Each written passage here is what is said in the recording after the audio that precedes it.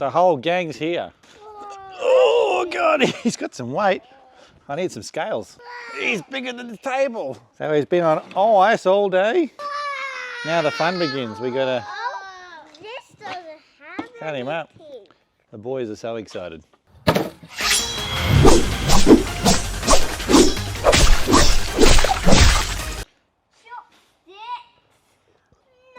way.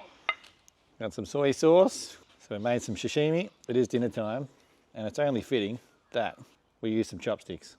Don't pick on my chopstick skills.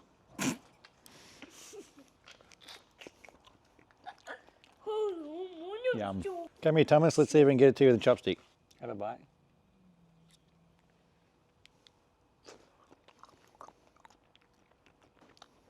An acquired taste. So good.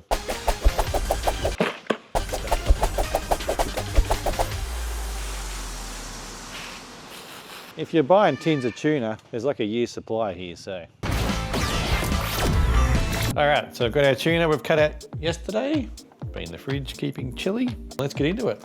It's a nice big fresh tuna chunks. So the tuna's been cut up and now it's ready for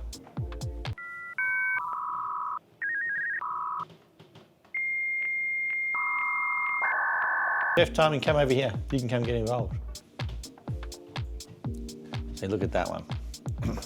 Let's get the tuna into some mason jars. Here's one being prepared earlier. It's just a little bit of olive oil around the jar to stop it sticking. And then we pressure can it.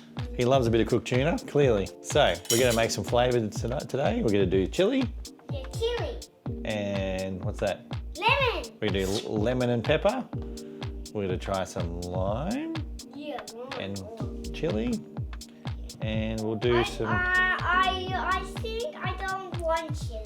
And we're gonna do some tomato and onion. Tomato! I love tomato! Yeah. Woo! Tomato and onion. And we'll probably chuck some crushed garlic in the one as well. Crushed garlic. Yeah, that's it. What we do first is... Oil? A bit of oil. Let's run it down the wall. Oil is the essence of wetness. Oil is the essence of wetness.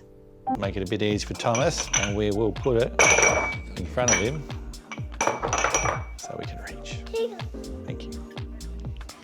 I'm a good helper. You're a great helper, thank you. Just a little bit of olive oil to stop it sticking on the bottom. This is the last one. And if we run out, we've got some more jars over there to fill.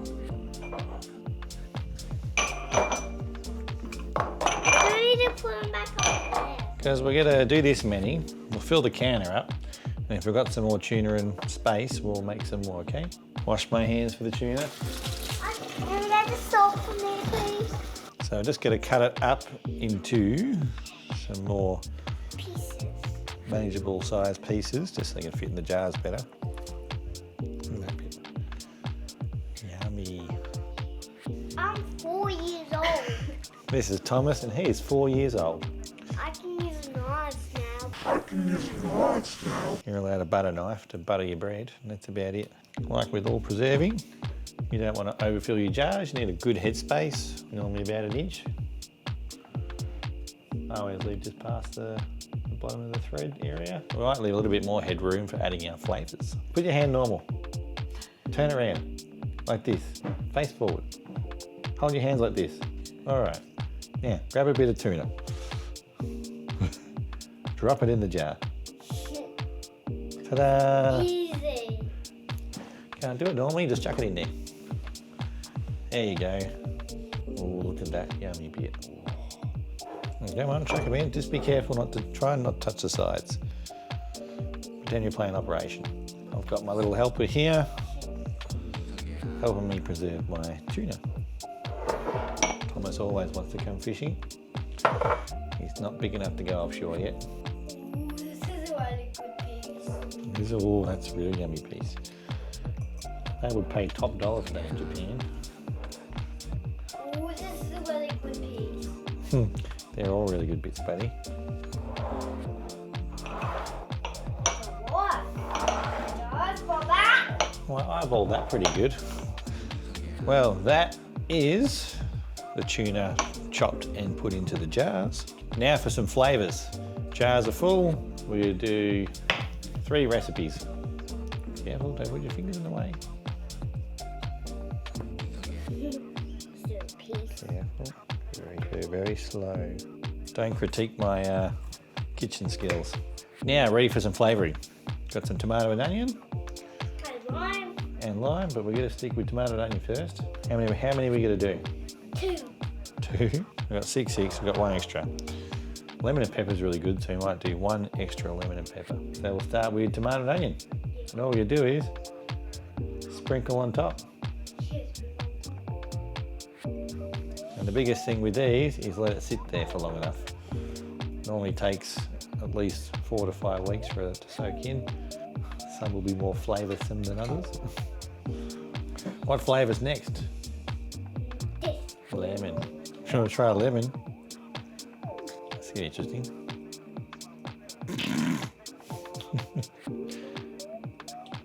Tangy. It's tangy.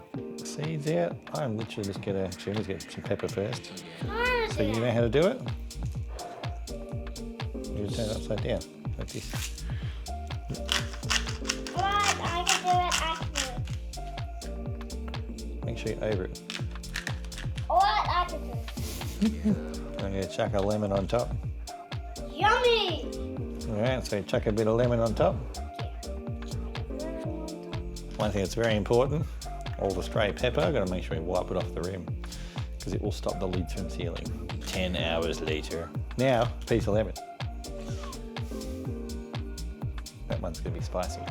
Put 2 in that, extra lemon. You know you got to cut when you get some lemon in it. And then Emma has requested some crushed ginger.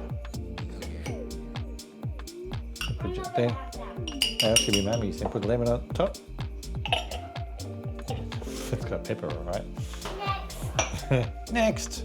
We'll label the lids before we cook them too. All right, what's next? On top of the lemon. All right, so what are we going to do? We're going to do 3 with lime, 3 without. And Thomas is going to taste test. All right, so we've got some lime. Now for some hot stuff.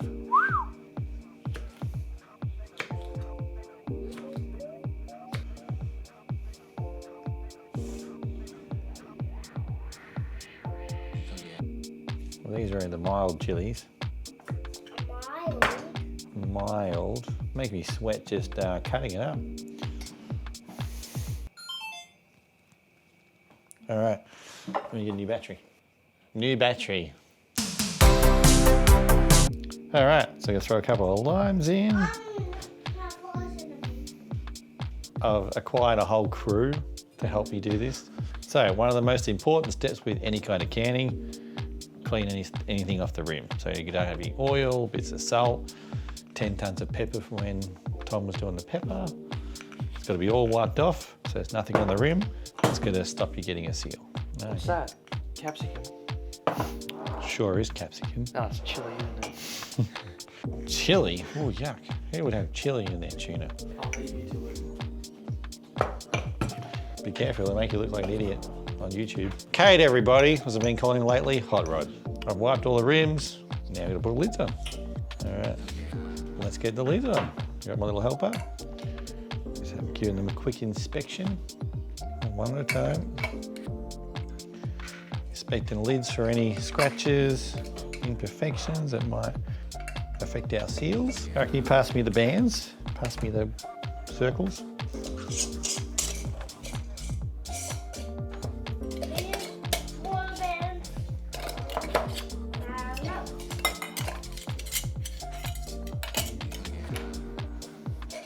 All right, so that's all of our lids. Rims wiped, lids checked and put on. So it's important that the lids are just sort of finger tight, not too tight, because it needs to be able to push out the oxygen of the out of the jar when it's cooking. If you don't get the oxygen out of the jar when you're warming it up, that will insulate your material and it won't cook properly. So very important, just get down to finger tight. I sort of back it off a tiny bit, sort of just before it sort of starts to move. So you want to go just finger tight, back it off a little bit, and that way the air can get out of your jar when you're cooking. I've already got my water in the canner. Well, we'll do all the C's first. Where's Thomas? Is this my name? That's your name. Let's see where So now Tom's over here.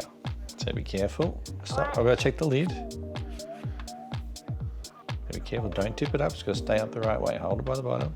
Very sanitary, standing on the bench. Very exciting canning. One of the perks about selling mason jars for a living, I got an extra canning rack. I'm gonna do that one. Put it here, or there. Good and fun. Good and fun. So now we put on our lid with the pressure weight off.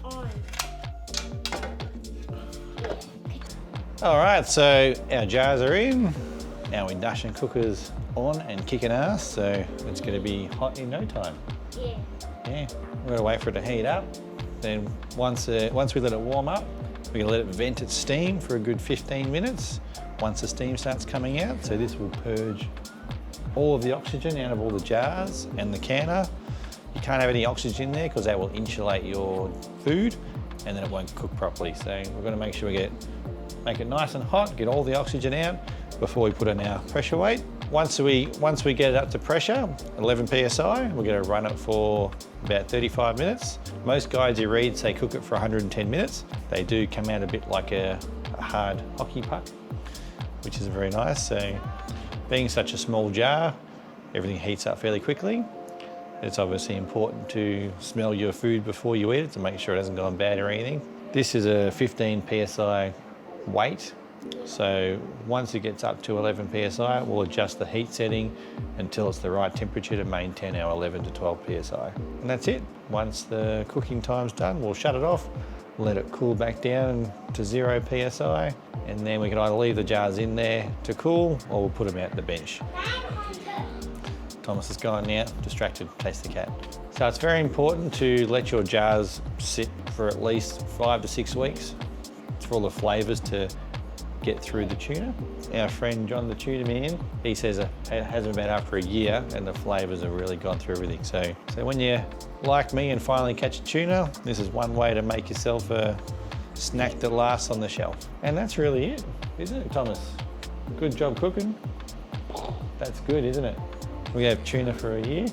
Anyway, it's been a fun experience. Let's let this cook.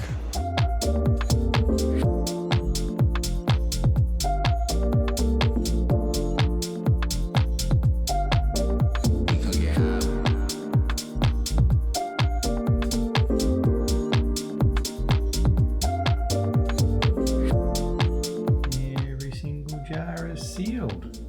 Just having that right little bit of finger tightness. Back off a tiny bit. You can see the bands are loose now. So I'll nip all those up. They're loose because the lid's pulled down. They'll cool down overnight.